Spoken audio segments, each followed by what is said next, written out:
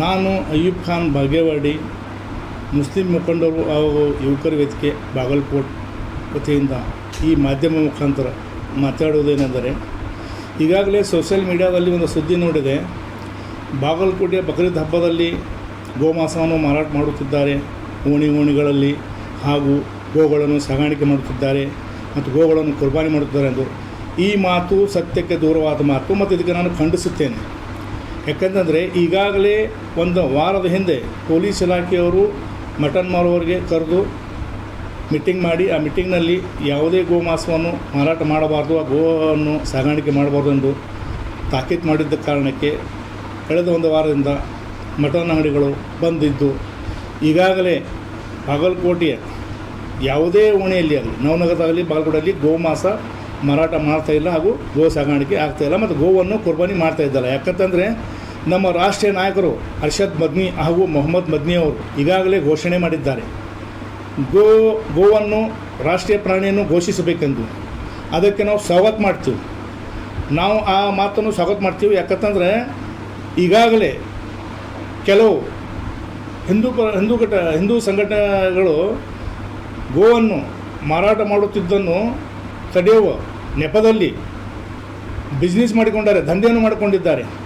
ಗೋವನ್ನು ಸಾಗಾಣಿಕೆ ಮಾಡುತ್ತಿದ್ದವರನ್ನು ಹಿಡಿದು ಅವರನ್ನು ಜೈಲಿಗೆ ಹಾಕುವುದನ್ನು ಬಿಟ್ಟು ಅವರಲ್ಲಿ ಹಣ ಪಡೆದುಕೊಂಡು ಬಿಡುತ್ತಿದ್ದಾರೆ. ಇದು ಯಾವ ನ್ಯಾಯ? ಕಾರಣ, ಯಾವುದೇ ಕಾರಣಕ್ಕೆ ಗೋ ಸಾಗಾಣಿಕೆ ಮಾಡುತ್ತಿದ್ದನ್ನು, ಗೋಮಾಂಸವನ್ನು ಮಾರಾಟ ಮಾಡುತ್ತಿದ್ದವರನ್ನು ಶಿಕ್ಷೆಗೆ ಒಳಪಡಿಸಬೇಕೆಂದು ನಾ ಈ ಮಾಧ್ಯಮ ಮುಖಾಂತರ ಹೇಳಿಪಡಿಸುತ್ತೇನೆ.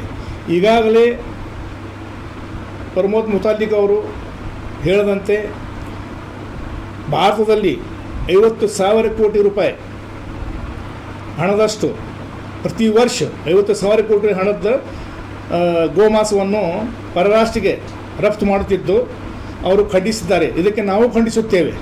ಕಾರಣ, ಪುನೀತ್ ಕೆರಳಿಯವರಾಗಲಿ ಮತ್ತು ಯತ್ನಾಳ್ ಅವರಾಗಲಿ ಭಾರತ ದೇಶದಲ್ಲಿ ಕೇಂದ್ರ ಸರ್ಕಾರ ಏನಿದೆ, ಆ ಕೇಂದ್ರ ಸರ್ಕಾರ ಗೋಮಾಂಸವನ್ನು ರಫ್ತು ಮಾಡುತ್ತಿದ್ದನ್ನು ಯಾಕೆ ಅವರು ಅದರ ವಿರುದ್ಧ ಮಾತಾಡ್ತಾ ಇಲ್ಲ?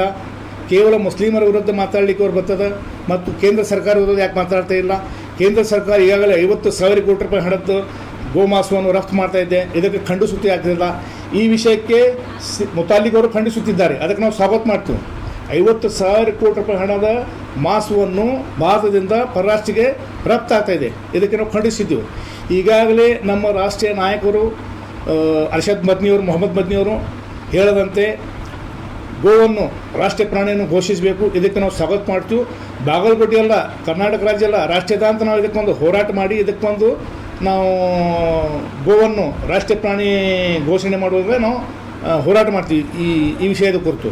ಕಾರಣ, ಯಾವುದೇ ಮುಸ್ಲಿಮರು ಈ ಕುರ್ಬಾನಿ ಹಬ್ಬದಲ್ಲಿ, ಈ ಬಕ್ರೀದ್ ಹಬ್ಬದಲ್ಲಿ ಗೋಮಾಂಸವನ್ನು ಮಾರಾಟ ಮಾಡುವುದಿಲ್ಲ ಮತ್ತು ಗೋವನ್ನು ಕುರ್ಬಾನಿಯನ್ನು ಕೊಡುವುದಿಲ್ಲ. ಯಾಕಂದರೆ ಈಗಾಗಲೇ ಎಲ್ಲ ಭಾರತದ ಮುಸಲ್ಮಾನರು ಗೋವನ್ನು ಕುರ್ಬಾನಿ ಕೊಡುವ ಕುರಿತು ನಿಷೇಧ ಮಾಡಿದ್ದಾರೆ. ಕಾರಣ, ಎಲ್ಲೂ ಆಗಲಿ ಈ ಗೋವನ್ನು ಮಾರಾಟ ಮಾಡೋದಾಗಲಿ, ಕುರ್ಬಾನಿ ಕೊಡೋದಾಗಲಿ, ಗೋಮಾಂಸ ಮಾಡೋದಾಗಲಿ ನಡೀತಾ ಇಲ್ಲ. ಇದಕ್ಕೆ ನಾವು ವಿರೋಧಪಡಿಸ್ತೀವಿ. ಅಂಥ ಏನಾದರೂ ಘಟನೆ ಇದ್ದರೆ ಅದಕ್ಕೆ ನಾವು ಅವ್ರಿಗೆ ಶಿಕ್ಷೆಗೆ ಒಳಪಡಿಸ್ಲಿಕ್ಕೂ ನಾವು ತಯಾರಿದ್ದೀವಿ. ತಾವು ಅದಕ್ಕೆ ಶಿಕ್ಷೆ ಒಳಪಡಿಸೋಕೆ ತಾವು ತಯಾರಾಗಿದ್ದೀವಿ. ಆದರೆ ವಿನಾಕಾರಣ ಊರಲ್ಲಿ, ನಗರದಲ್ಲಿ ಉದ್ದೇಶಪೂರ್ವಕವಾಗಿ ಗಲಭೆ ಸೃಷ್ಟಿ ಉದ್ದೇಶದಿಂದ ಈ ಬಾಗಲಕೋಟೆಯಲ್ಲಿ ಓಣಿಗಳಲ್ಲಿ, ಗಲ್ಲಿಗಳಲ್ಲಿ ಮಾರಾಟ ಮಾಡ್ತಾ ಇದ್ದಾರೆ, ಗೋ ಸಾಗಾಣಿಕೆ ಮಾಡ್ತಿದ್ದಾರೆ, ಕುರ್ಬಾನಿ ಕೊಡ್ತಿದ್ದಾರೆ ಅಂತ ಹೇಳುತ್ತಿರುವ ಮಾತನ್ನು ನಾವು ತಳ್ಳಿ ಹಾಕುತ್ತೀವಿ, ಖಂಡಿಸುತ್ತೇವೆ. ಇದಕ್ಕೆ ನಾವು ಖಂಡಿಸಿದ್ದೇವೆ. ಕಾರಣ, ಭಾರತ ದೇಶದಲ್ಲಿ ಗೋವನ್ನು ರಾಷ್ಟ್ರೀಯ ಪ್ರಾಣಿ ಘೋಷಿಸಬೇಕೆಂದು ನಾವು ಅದಕ್ಕೆ ಸ್ವಾಗತ ಮಾಡ್ತೀವಿ ಮತ್ತು ಆ ಕುರಿತು ನಾವು ಹೋರಾಟ ಮಾಡ್ತೀವಿ. ಇದಕ್ಕೆ ಎಲ್ಲ ಭಾರತದ, ಬಾಗಲಕೋಟೆ ಆಗಲಿ, ಕರ್ನಾಟಕ ರಾಜ್ಯ ಆಗಲಿ, ಭಾರತದ ಮುಸ್ಲಿಮರ ಹೋರಾಟ ನಿರಂತರವಾಗಿರುತ್ತದೆ. ಯಾವತ್ತಿವರೆಗೆ ಅವರು ಗೋವನ್ನು ರಾಷ್ಟ್ರೀಯ ಪ್ರಾಣಿ ಘೋಷಿಸಿದ್ರು ಆವತ್ತುವರೆಗೆ ನಮ್ಮ ಹೋರಾಟ ನಿರಂತರ ಇರ್ತದೆ. ಕಾರಣ, ಈ ಮಾಧ್ಯಮ ಮುಖಾಂತರ ನಾವು ಹೇಳಿ ಬಯಸುತ್ತೇನೆ ಅಂದರೆ, ನಾವು ಗೋವನ್ನು ನಿಷೇಧ ಯಾಕೆ ಮಾಡಿದ್ವಿ ಅಂದ್ರೆ, ನಮ್ಮ ರಾಷ್ಟ್ರೀಯ ನಾಯಕರು ಏನಂದ್ರೆ ಆ ಗೋಮಾತೆಯನ್ನು ತಿನ್ನುವುದಾಗಲಿ, ಮಾರಾಟ ಮಾಡೋದಾಗಲಿ, ಸಾಗಾಣಿಕೆ ಮಾಡೋದಾಗಲಿ ನಿಷೇಧಿಸಬೇಕಂತ ಹೇಳಿದ್ದಾರೆ. ಅದಕ್ಕೆ ನಾವು ಸ್ವಾಗತ ಮಾಡ್ತೀವಿ. ಆ ಕಾರಣಕ್ಕೆ ಯಾರೋ ಇಂಥ ಸುಳ್ಳು ಸುದ್ದಿಯನ್ನು ಮಾಂಸ ಮಾರಾಟ ಮಾಡುತ್ತಿದ್ದಾರೆ, ಮತ್ತು ಗೋ ಸಾಗಾಣಿಕೆ ಮಾಡ್ತಿದ್ದಾರೆ, ಕುರ್ಬಾನಿ ಕೊಡ್ತಾರೆ ಅಂತ ಹೇಳಿರುವ ಸುದ್ದಿಗಳನ್ನು ತಾವು ಕಿವಿ ಕೊಡಬೇಡ್ರಿ, ಇದು ಸತ್ಯಕ್ಕೆ ದೂರವಾತು, ಹಾಗೂ ನಾವು ಇದಕ್ಕೆ ಖಂಡಿಸುತ್ತೇವೆ ಎಂದು ಈ ಮಾಧ್ಯಮ ಮುಖಾಂತರ ನಾವು ನಿಮಗೆ ತಿಳಿಯಪಡಿಸುತ್ತೇವೆ. ಈಗ ಗೋವನ್ನು ಮಾರ್ತಾರಲ್ಲ ಅವ್ರಿಗೆ ಏನು ಹೇಳ್ತೀರಿ, ಅವ್ರು ಖರೀದಿ ಮಾಡ್ತಾರಲ್ಲ ಅವ್ರಿಗೆ ಏನು ಹೇಳ್ತೀರಿ? ಗೋ ಮಾರಾಟ ಮಾಡೋರಿಗೆ 3 ವರ್ಷ ಶಿಕ್ಷೆ ಕೊಡಬೇಕು. ಗೋ ಮಾರಾಟ ಮಾಡೋರಿಗೆ 3 ಶಿಕ್ಷೆ ಕೊಡಬೇಕು. ಗೋ ಖರೀದಿ ಮಾಡಿದವರನ್ನು 1 ವರ್ಷ ಶಿಕ್ಷೆ ಕೊಡಬೇಕು. ಗೋ ಖರೀದಿ ಮಾಡೋರು ಗೋ ಮಾತೆಯನ್ನು ಮಾತೆ ಅಂತ ಒಪ್ಕೊಳ್ಳೋದಿಲ್ಲ. ಮಾರಾಟ ಮಾಡೋರು ಗೋವನ್ನು ಮಾತೆ ಅಂತ ಒಪ್ಕೊಂಡು ಮಾರಾಟ ಮಾಡ್ತಾರಲ್ಲ ಅಂಥವ್ರಿಗೆ 3 ವರ್ಷ ಶಿಕ್ಷೆ ಕೊಡಬೇಕು. ಖರೀದಿ ಮಾಡೋರಿಗೆ 1 ವರ್ಷ ಶಿಕ್ಷೆ ಕೊಡಬೇಕು. ಮತ್ತು ಈಗ ಆಲ್ರೆಡಿ ಭಾರತ ದೇಶದಲ್ಲಿ 11 ಕಂಪ್ನಿಗಳದಾವೆ. ಭಾರತ ದೇಶದಾಗ 50,000 ಕೋಟಿ ರೂಪಾಯಿ ಹಣದ ಗೋಮಾಂಸವನ್ನು ರಫ್ತು ಮಾಡುತ್ತಿದ್ದು ಪರರಾಷ್ಟ್ರಕ್ಕೆ 11 ಕಂಪ್ನಿ. ಅದರಲ್ಲಿ Al Kabir limited Satish Sabharwal, Arabian export Sunil Kapoor, MKR export Madan ಅಬೌಟ್, Al Noor export Sunil Sood, ADB export AP Arora, standard frozen limited Kamal Varma, ಪಾನೆ products S Satish Kumar, Arshini agro K Rajendra, Hind agro limited Sirajuddin Qureshi, Kausar export limited Mohammad Rafi, Mehra export Ashiya Ahmad Qureshi, Irani beef limited Nitin Sharma. Total 11 ಕಂಪ್ನಿಗಳಲ್ಲಿ 9 ಕಂಪ್ನಿಗಳು ಹಿಂದೂ ಧರ್ಮದವರು 9 ಕಂಪ್ನಿಗಳಿದಾವೆ. ಮುಸ್ಲಿಮರ 3 ಕಂಪ್ನಿಗಳಿದಾವೆ. ಈ ಮುಸ್ಲಿಮರ 3 ಕಂಪ್ನಿಗಳನ್ನು ನಿಷೇಧ ಮಾಡಬೇಕು. 9 ಏನು ಕಂಪ್ನಿ ಅದಾವೆ, ಹಿಂದೂಗಳು 9 ಕಂಪ್ನಿ ಅದಾವೆ. 50,000 ಕೋಟಿ ರೂಪಾಯಿ ಗೋಮಾಂಸವನ್ನು ಮಾರಾಟ ಮಾಡಿ ಅದನ್ನು ನಿಷೇಧಿಸಬೇಕು. ಆ ಕಂಪ್ನಿಗಳನ್ನು ಸೀಲ್ ಮಾಡಿ ಅದಕ್ಕೆ ಅವ್ರಿಗೆ ಶಿಕ್ಷೆಗೆ ಒಳಪಡಿಸಬೇಕು.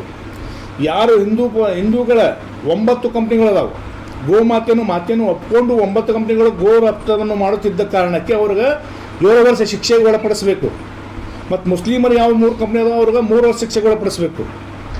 ಯಾಕಂತಂದ್ರೆ ನೀವು ಗೋಮಾತೆಯನ್ನು ಒಪ್ಕೊಂಡು ಆ ಗೋಮಾಂಸವನ್ನು ಮಾರಾಟ ಮಾಡುತ್ತಿದ್ದು ವಿಷಾದಕರ ಸಂಗತಿ. ಇದಕ್ಕೆ ನಾವು ಖಂಡಿಸ್ತಿದ್ದೀವಿ. ಕಾರಣ ಈ 11 ಕಂಪ್ನಿಗಳು 9 ಕಂಪ್ನಿ ಹಿಂದೂಗಳ ಸಮಾಜದವರಿದ್ದಾರೆ, ಮುಸ್ಲಿಂ ಸಮಾಜದವರು 3 ಕಂಪ್ನಿಗಳಿದಾವೆ. ಈ 11 ಕಂಪ್ನಿಗಳನ್ನು ಸೀಜ್ ಮಾಡಿ ಇವರ ಮೇಲೆ ಕಾನೂನು ಕ್ರಮ ತಗೊಂಡು ಇವ್ರಿಗೆ ಬಂಧನಗೊಳಿಸಬೇಕಂತ ಈ ಮಾಧ್ಯಮ ಮುಖಾಂತರ ನಾನು ಹೇಳಿಪಡಿಸುತ್ತೇನೆ.